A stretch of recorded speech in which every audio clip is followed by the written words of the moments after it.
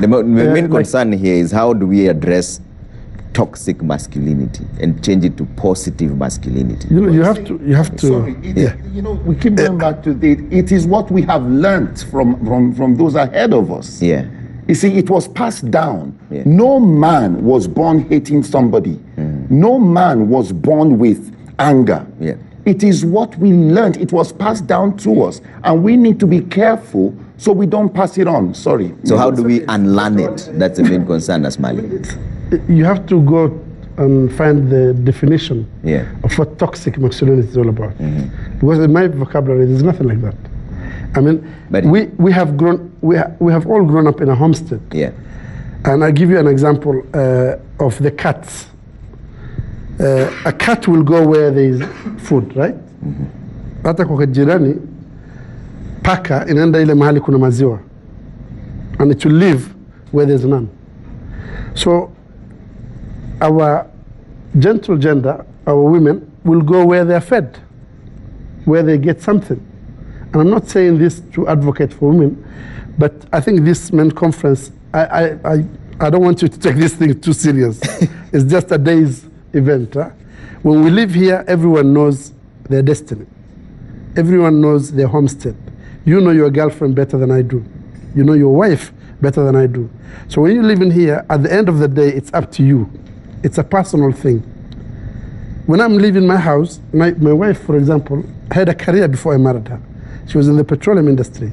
But she sacrificed her career for me and for my children. But that doesn't mean that I need to subjugate her. When I leave my house in the morning, I leave a confident man. Because my wife looks at my shirt and I'm being toaban. This is not a shirt for the day. It's not a Saturday. You don't have to wear casual. You need to wear this suit. She prepares my suit for me at night. But I thank her for that. It's about complementing each other. It's not competition. So I need to tell young men that it's not, the world is not as you read it on social media. Okay. Social media will lead you astray. Yeah. Honestly speaking. And there's a lot of pressure there's a lot of peer pressure on people on the Instagram thing. The other day I saw a video of a 50-year-old man, right? He took his camera crew, everything. He wanted to propose to, I think, 29-year-old girlfriend. Yeah. Okay? And it's in a mall, and he wanted to make it big. 52-year-old, almost more than 10 years older than me. He went to the mall, camera in tow, everything, and he knelt down, took out the ring. The girl was there, and she walked out on him. She moved out, right? She ran away from him. Yeah. And he was left with that egg on his face. Because to that girl, he was just a sponsor. There was nothing serious about it. Kwake yeye aliona hapa amefika. Kwa hivyo, don't take these things serious. Okay. And if you are lucky enough, you're 52-year-old and you got a 20-year-old girl, keep it private, bana. Weka huko kwako. All right. You know, don't Kimani, there was a point of order from the men down here. I'd like to hear from them as well. The ones who are dating and the ones who have concerns about Valentine's, what their plans are, and has the role of the man changed over time, especially in the 21st century? Kimani. Well, Trevor, let's do this. The men's conference is actually the #1 trending topic right now. You gentlemen are causing a lot of stir online. And there's a table here who have, let me speak to one of you for now. Your opinion really quick. First of all, thank you for organizing this event. It's an amazing one. And I want to thank all the speakers for speaking on the different issues they've spoken about. My concern is what one of the speakers who is a lady raised, that you cannot date a guy who has no money, or we end these relationships for money. I want to tell young men out there that you are not born with all these things that we have here. And Dr. Wali will agree with me that as a young person, you need to grow the ladder. And it's high time as a society we had this discussion, and the pressure is too much on young men. You'll hear a young man saying, udem siezi mpata juu sina kakitu. Another one would say, udem atanikataa juu sina kakitu. What are we doing to ensure that we support young men, we support young people growing, that they need to know that resources is not the only thing that is going to make marriages, relationships grow, or it's going to make people live in a society together as men and as women. Thank you. Thank you, sir. In the interest of fairness, let me speak to one gentleman here who's very vocal, especially on social media. Marvin Gakunyi. You have an opportunity now to speak to the men's conference about the role of the man in the 21st century. Go ahead. My name is Marvin, and in my opinion, I think one of the things we need to do as men is to realign our axis. Do we even know ourselves? You don't need a woman to validate you. You're a man whether you have a woman or not. So in that capacity then, we should argue that a man needs to be empowered in the most way possible. It's not inherent that men are born strong. We need guidance. I mean, in the end, you will all agree, life is not coming in with instructions. And if these people are ahead of us, then they have a lot of insights to share. And if that is the case, then if you follow them, we might not lose the way as well. My kingsmen will say, if you are arguing about money, my kingsmen would argue, "Wotire money ni mokea." Directly translated, it would mean there is no young man who is poor, because you have an opportunity to grow and you can build yourself. And thank you so much for organizing this conference. Thank you, Marvin. Should we speak to one more? He's very he's insistent in this. You real quick. Tell us your name and yes, your opinion. Okay, my name is David Muremi. According to this conference, I'm happy because now we have come together as men to talk with one voice, or to see how the challenges we have been facing. Mimi naongea kama kijana. Kitu ya kwanza nasema tumepoteza mwelekeo. Kitu ya pili, hii mambo ya spiritual ndio imetufanya men waanguke kabisa na hii kacha yetu. Men wamepotea. Saa hii nikipata pastor ananipatia mambo ya spiritual, mambo ya how I can get wealth. Nikienda kwa dad, zile dhingira tulikuwa tunanazo hasiko saa hii. So mimi nasema turudie Mungu ili Mungu naye aweze kutupatia njia. Katika maandiko nikisupport Pastor Kuria, maandiko inasema lazima wife asubmit. Wife, nyumba hujengwa na bibi mwenyewe, na ule bibi mjinga ubomoa boma yake mwenyewe. So unaangalia, unaona katika mambo yote wife ndiye ana kila kitu saa zingine, lakini yeye ndiye ako na nguvu za kubomoa na za kujenga. Mimi nastangia katika hiyo. Okay.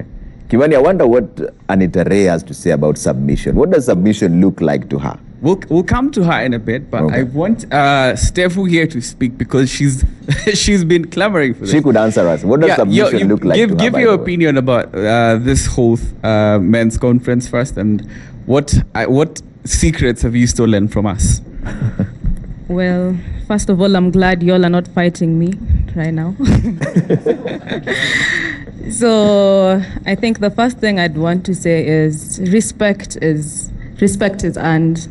Respect is not demanded. I think that's one thing you need to get straight. And then the second thing I'd want to say is that you attract who you are. So if you know you're a man, you're going to find a woman that you're in line to. So I feel like everyone should stick to their lane. And in terms of submission, as a woman, I know who I am. I know my roles as a woman. Even in the Bible, it says, men, respect your wives, women, submit to your husbands. But so if the man does not respect you, how do you expect me as the woman to submit to you? Question. Like, I'd give an example here. I feel like masculinity is very fragile. I'd give an example of how the two men right beside me were about to pounce on me a few minutes ago. And then me as a lady, I know my position. There's no I'd start fighting for the microphone. You know, I'd be like, okay, guys. Because I know the power that I have as a woman. I know you're definitely intimidated by something. You feel like, okay, I don't want to listen to what she wants to say because my opinion is definitely greater than it is. And I don't know who set that as the SI unit for being a man. Being a man is not trying to fight a woman. I'm a woman, you're a man. If you decide to fight me, who's going to win? So, yeah, food for thought. Food for thought indeed. Gentlemen, listen to the lady. Okay, I want to come to a gentleman here who's also very sharp looking with a striped suit. Gentlemen, tell us your name first and then what you have made of this. My name is Kones. Just two quick things. I think the lady who has just spoken, the men were about to jump on you because of the way the other previous two ladies spoke. And it's not so much what they said, it's how they said it. See, this lady has talked to us and said quite a number of things that could be harsh, but her tonal variation was really okay. Part of the problem is how women talk to men. But then again, the fact that we have a men's conference just means one thing, that there is a problem and there is a mistake somewhere. Now, we are here talking and all of us are men who are mature. But we have left so many men who are yet to achieve maturity behind. They say you can only bend a tree when it is young and when it is small. You know, we go through initiation, most of us, and then you're told, you know, your pencil is sharp, so you go out conquering the world with that pencil and not knowing anything else. Too many fathers don't talk to their sons about how to deal with women when they're 12, 13, 14. Too many fathers don't talk to their sons about how to deal with money problems. We do it now in our age, but we are already so far bent. And that is perhaps the biggest problem. So when we leave here, we should probably go back and reach out to the younger men and talk to them. And then finally, when you see women who are really good looking talking, most of us say, like with our friends, we always say, you know, behind every beautiful woman out there is a man somewhere who is tired of her nonsense.